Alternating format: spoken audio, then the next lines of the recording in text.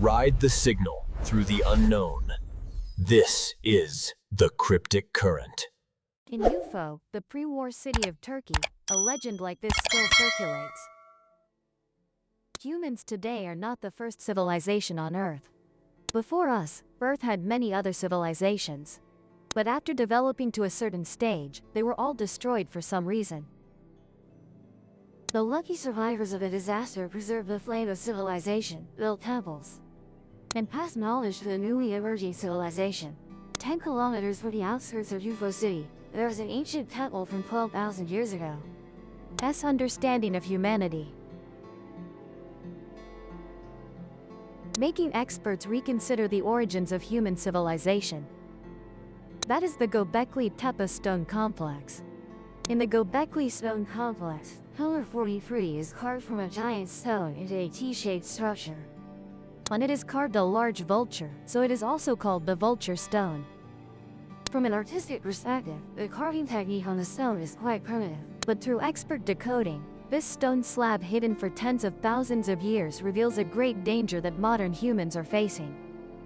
Like Göbekli Tepe, the Great Flood, the Garden of Eden, the Easter Island Moai, Gigi Karahan, they are all important pieces in the overall picture. When connecting them, we get a story that could change your perception. A story that mainstream science won't tell you. A fateful curse of humanity that keeps repeating. So what exactly is this? Today we will discuss the warning on Pillar 43, Göbekli Tepe.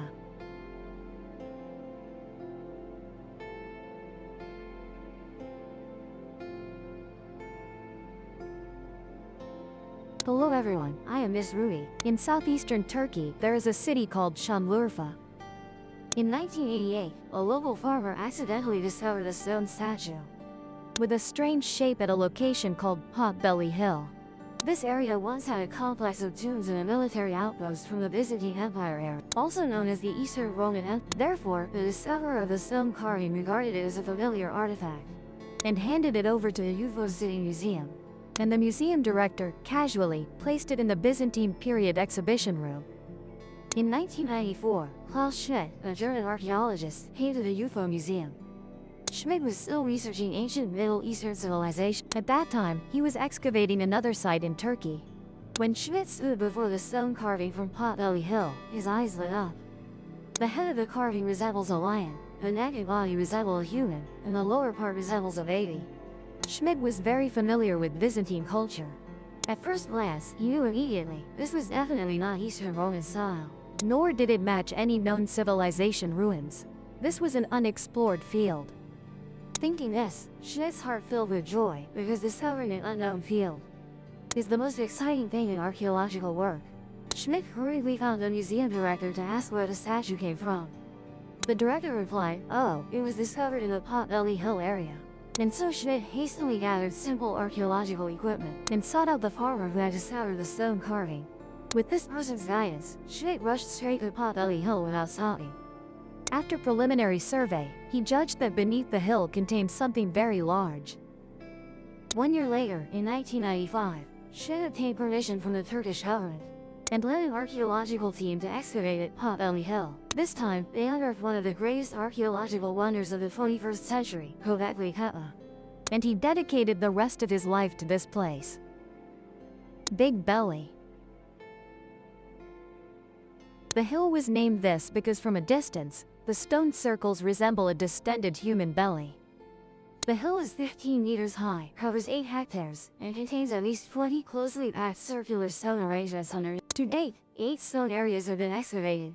A, B, C, D, E, F. The shapes and sizes of the stone circles are not identical but all have concentric structures. A 2021 geological survey showed that after more than 20 years of excavation, the excavated area accounts for less than 5% of the total site area. The Göbekli Tepe stone arrangement consists of multiple nested circles. Each outer ring is a small stone wall built up, with diameters ranging from 10 to 30 meters. On the wall, every few meters there is a T-shaped pillar taller than the wall. In the center of the circle are 2 massive T-shaped stone pillars several meters high, facing each other. The stone pillars are attached to flat stone bases, with 10 centimeters deep grooves on the bases. The massive T-shaped stone pillars are inserted into these grooves. The T-shaped pillars weigh from several tons to several tens of tons, each made from a single monolith. The surfaces are smooth and polished, symmetrical in shape, with sharp lines and sophisticated cutting and polish. Some pillars also feature carvings of birds, snakes, gazelles, scorpions, and half-human, half-animal creatures. Mr. Smith used ground-penetrating radar and discovered a 90,000 square meters area around the valley hill containing hidden stone arrangements. The deeper the research, the more Professor Smith's archaeological team was amazed to discover. The entire site is estimated to be divided into 3 layers. Over time, prehistoric people here used rubble to fill in old stone arrangements, then built new stone arrangements on top.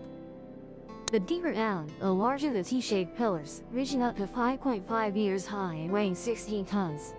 As time passed, the stone arrangements stacked up, forming the massive hill. This means that given the scale of the Göbekli Tepe stone arrangement, this was a project requiring a professional team to accomplish. Compared to modern construction, such a complex stone complex first requires designers to create drawings and calculations, then surveyors to select the site, followed by engineers to excavate foundations. Moreover, radiocarbon dating shows that the bottom stone arrangement was built around 9,500 to 9,000 BC, meaning 11,500 years ago, while the top arrangement was built around 5,000 to 8,000 BC, meaning the deeper down, the older the construction time. Over time, the stone arrangement building techniques of prehistoric people here declined. This cycle of filling then building lasted nearly 1,500 years. Around 5,000 to 8,000 BC, construction suddenly stopped. To underestimate these 1,500 years, the early period of stone arrangement construction was the transition between the Old and New Stone Ages. They were built 7,000 years before the Giza pyramids, appearing 6,000 years earlier than Sumerian civilization, 5,500 years earlier than Stonehenge, making it a verified prehistoric site. According to mainstream scientific views, 12,000 years ago, humanity was not yet developed. Could the Göbekli Tepe stone arrangement have been built with primitive stone tools? Professor Smith once said that Stone Age people creating Göbekli Tepe was like building a jet engine in your basement. Additionally, according to Smith's research, this structure was also a shamanic Shin Yang Zhang Shen. In other words, ancient people already had beliefs and worshiped deities. This theory pushes back the emergence of civilization, truly causing a shock. In mythology, after the Great Flood, Noah's Ark ran aground on Mount Ararat. And Göbekli Tepe is located 500 kilometers west of Mount Ararat. The city of Selufo is the birthplace of Abraham, and counting back 11 generations from Abraham leads to Noah. Here suddenly appears the Göbekli Bridge stone circle, misplaced within prehistoric, looking as if mythology had stepped into reality. The shapes and carved patterns on the stones, along with their connection to other relics. Could these merely be coincidental in mythology? Why were the stone circles built progressively smaller and cruder? And who did these prehistoric people build the stone circles to worship? All answers likely lie with Stone Slab 43. Stone Slab 43, located in Area D, is one of the massive stones forming the outer circle. Erected at the northwest of the surrounding wall, on the slab is an image of a vulture holding a spear, along with several other birds and a scorpion. At the bottom right of the slab appears to be an image of a deceased person. Since the vulture is the most prominent relief carving on the slab, it is also called the vulture stone. Currently, interpretations of the slab's patterns are divided into 2 main schools of thought. One school is represented by Andrew Collins, best-selling author on prehistoric human history. They believe the scorpion on the slab represents the Scorpius constellation, the vulture represents the Cygnus constellation, and the sphere held by the vulture represents the North Pole. In ancient beliefs, the North Pole was the celestial gate for human souls to ascend to heaven.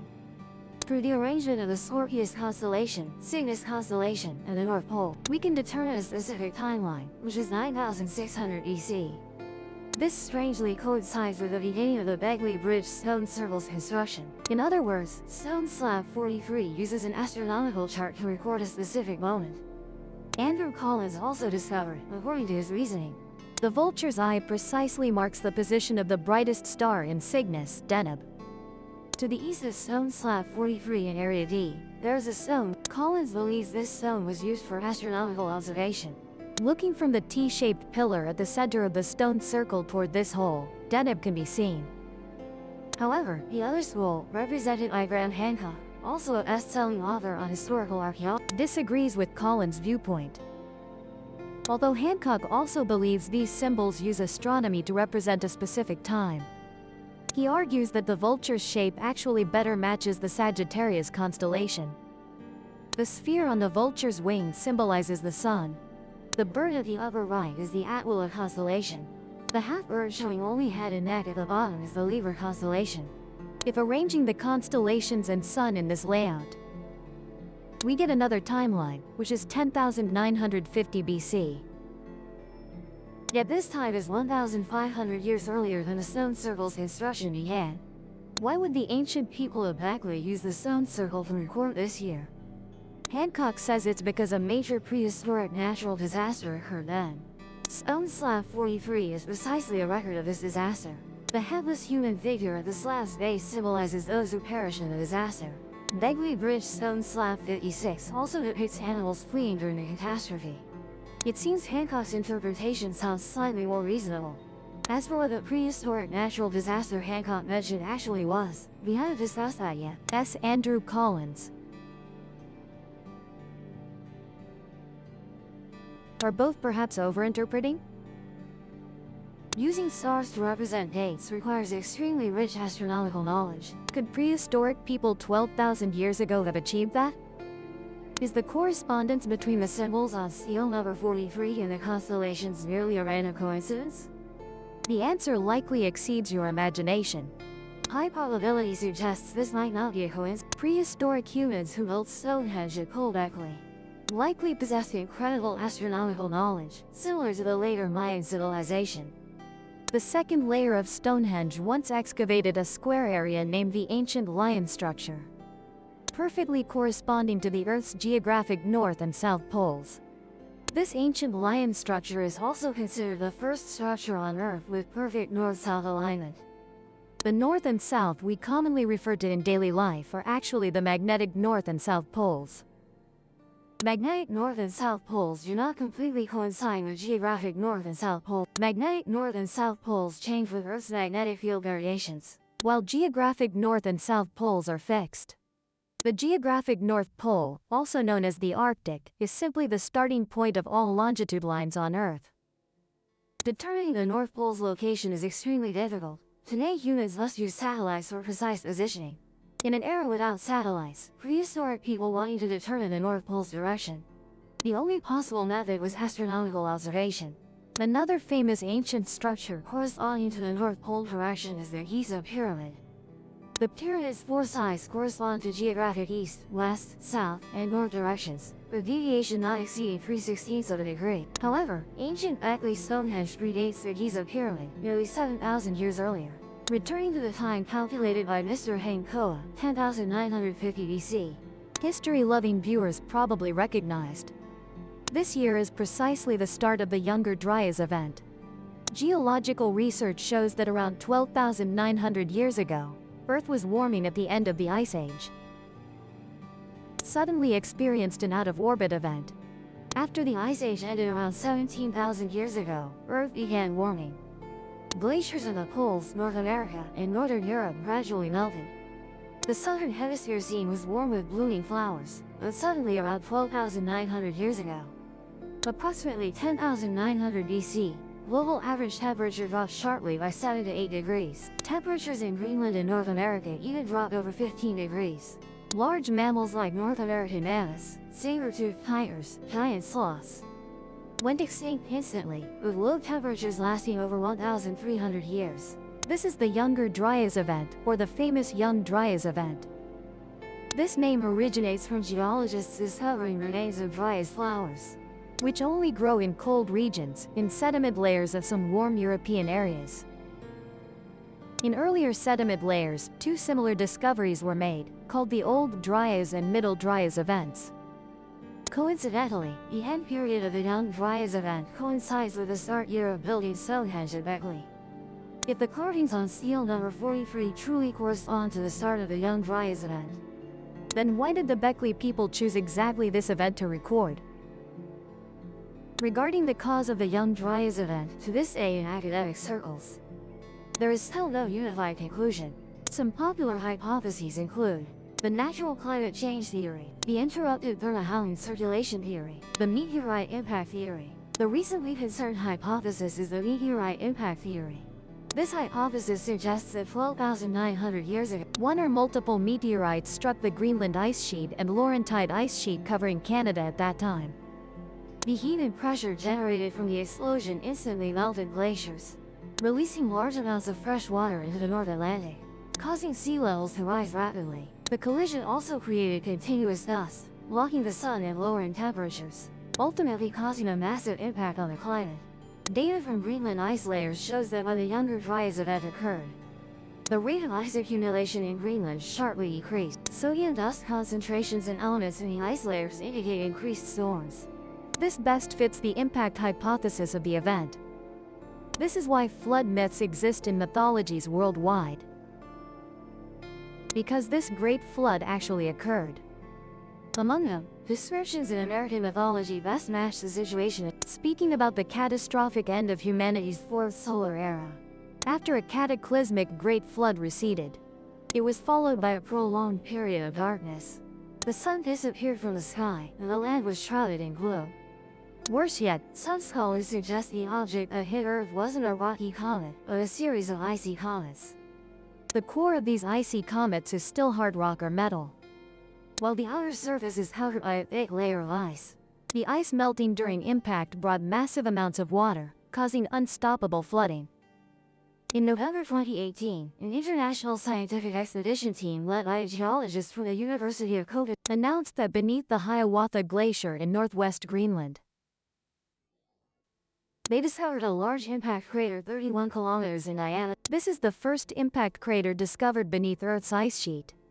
3 months later, a NASA glaciologist claimed they might have discovered a second impact crater beneath the ice. This crater, located just 183 kilometers from the Hiawatha crater, is 35 kilometers in diameter, larger than the Hiawatha crater. Additionally, in North American geological strata, there's a quite dark layer called the black mat. This black mat was the Younger Dryas event period. In 2007, researchers from the U.S. Berkeley National Laboratory discovered, beneath the black mat in North America, there's a very thin sediment layer, but it's filled with distributed microspherules, nanodiamonds, and carbon particles, charcoal and soot particles with strange shapes. Very high iridium content was measured in the microspherules. Microspherules are commonly found at impact sites, while nanodiamonds only form in high-temperature, high-pressure environments after explosions. Meanwhile, iridium is very rare on Earth's surface. Large amounts of iridium typically come from extraterrestrial objects. This thin sediment layer appears to be the message left by the prehistoric impact event for geologists. Space rocks had once arrived here. The impact crater on Greenland's ice sheet and the microspherules, nanodiamonds in North American strata, are generally considered compelling evidence for the Younger Dryas impact hypothesis. The Great Flood, the Garden of Eden, the sudden appearance of hailstones, and similar elements in ancient civilization ruins. Connecting these, we seem to have a story as follows. Long before our current civilization, many civilizations once existed on Earth. 12,900 years ago, continuous loud explosions followed immediately by tsunamis and floods caused the advanced civilization of that time to be destroyed in an instant. Only a few survivors remained, whom we temporarily call the Clan of Gods. After the Great Flood came a 1,500-year-long ice age. The divine race survived the Great Flood, saw primitive humans still using stones to drive away wild, decided to pass on the seeds of civilization to prolong future civilization, wholeheartedly teaching the divine race in the Mesopotamian Garden of Eden taught primitive humans farming, animal husbandry, and astronomical knowledge. Humans gradually lived an agricultural settled life until around 11,500 years ago, i.e., 9500 BCE. The Earth's environment gradually recovered from the aftermath of the Great Flood. The divine race soon disappeared in the flow of history. Humans living around the Garden of Eden built temples to commemorate the divine race, who had imparted wisdom to them. Humans carved images of the divine race destroyed by the Great Flood on stele number 43 to warn humanity. But over time, and as the climate gradually warmed, the ice and snow on the northern mountain ranges melted. Some residents of the Garden of Eden began migrating northward. The memory of the divine race for later generations became increasingly faint, and temple construction also became The final migration caused the workforce for temple building to dwindle. This explains why Stonehenge was built smaller and smaller, then suddenly stopped. But along with the dispersal of the population, the rivers of civilization also spread everywhere. Beliefs about Stonehenge and stone circles were also carried everywhere. What do you think? Is this imagination a bit too grand? However, this imagination was not thought up by me. Many Western scholars also support this story. Researchers believe the author was convinced the disaster would recur, so recorded a warning for future generations. So why did they think the disaster would come again? In 2019, W.M. Napier from Armagh Observatory in Ireland published a paper titled "The Hazard from Cometary Debris." In the abstract, Napier said, the cross-sectional area of material ejected by a comet disintegrates. Could within a few days be many times larger than Earth. The probability of these fragments hitting Earth is much higher than that of the comet itself hitting.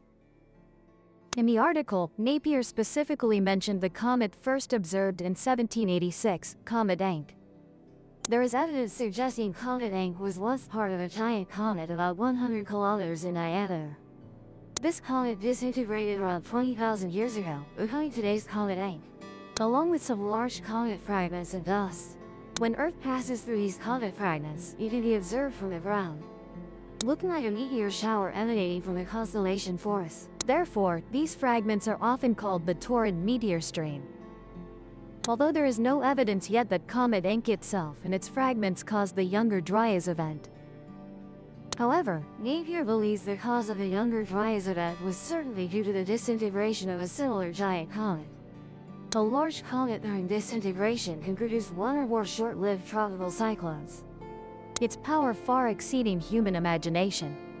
In the conclusion, Napier said, the simultaneous destruction of many early civilizations around 2350 BCE was probably caused by the disintegration event of a large comet. Additionally, a 2023 NASA paper indicated the cause of the mysterious Tunguska explosion of the century has likely been decoded, also due to an extraterrestrial object approaching very close to Earth. On June 30, 1908, a summer morning that was originally very peaceful.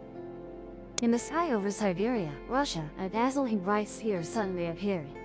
Shortly after, an extremely large explosion occurred at the Tunguska River, about 80 kilometers northwest of Adowara village. The aftermath showed that this explosion burned down over 80 million trees. The affected area reached 2,150 square kilometers, with an explosive force equivalent to 10 to 20 million tons of TNT, making it the strongest natural explosion recorded in human history. That is the famous Tunguska explosion event. At the time of the explosion, Russia was in turmoil, basically unable to send an investigation team to the scene. It wasn't until 1927 that a research team led by Leonid Kulik, a Russian mineralogist and astronomer, finally visited this. From the very beginning, some researchers speculated that this was an asteroid impact event. However, typical celestial impact events usually produce giant craters, with many meteorite remnants scattered around. Yet, the research team found no impact crater or corresponding debris at the explosion site. In the following period, various hypotheses about the Tunguska explosion were proposed, some even linking it to extraterrestrial civilizations. However, these hypotheses all had unconvincing aspects, so the Tunguska explosion became an unsolved mystery that has puzzled humanity for hundreds of years. It wasn't until recent years, through extensive research and exploration, that scientists have proposed a completely new explanation. The cause of the Tunguska explosion was likely an Earth-grazing asteroid.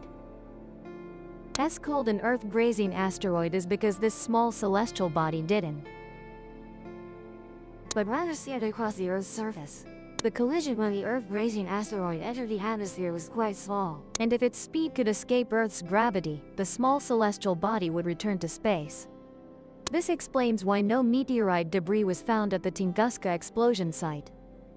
In fact, incidents of celestial bodies grazing Earth have always occurred. On August 10, 1972, a large daytime fireball event occurred in Utah, USA. A fireball about 10 meters in diameter skimmed past Earth, flying over Utah at about 57 kilometers above ground. Many local people saw it and heard a super loud double explosion. In 2013, another asteroid impact occurred in Chelyabinsk, western Russia. An asteroid about 15 meters in diameter crashed violently to the ground with a 10 kilometers trajectory. The explosion injured 1,491 people, and this was just a disaster caused by an asteroid only 15 meters in diameter. If its diameter was several kilometers, or even tens of kilometers, the consequences would be unimaginable. Every year in October and November, Earth passes through the torrent meteor stream of Comet Inc.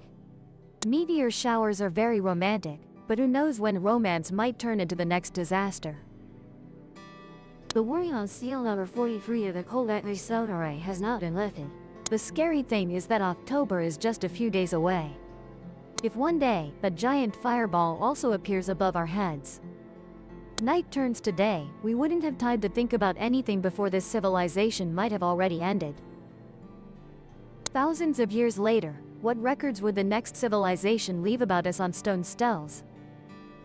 Some say, what's the use of prophecies and warnings if they only bring fear to people?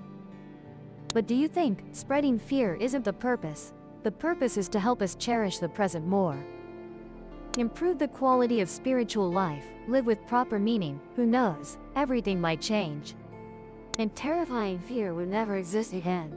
Some say, for humanity, the Great Flood was terrifying.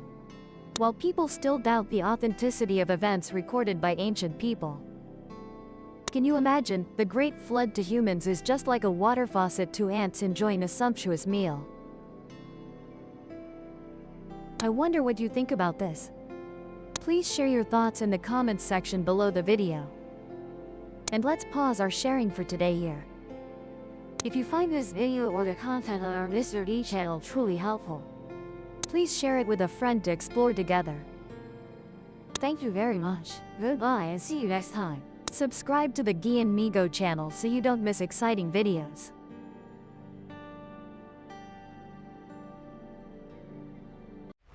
If the signal hooked you, subscribe and catch the next ripple.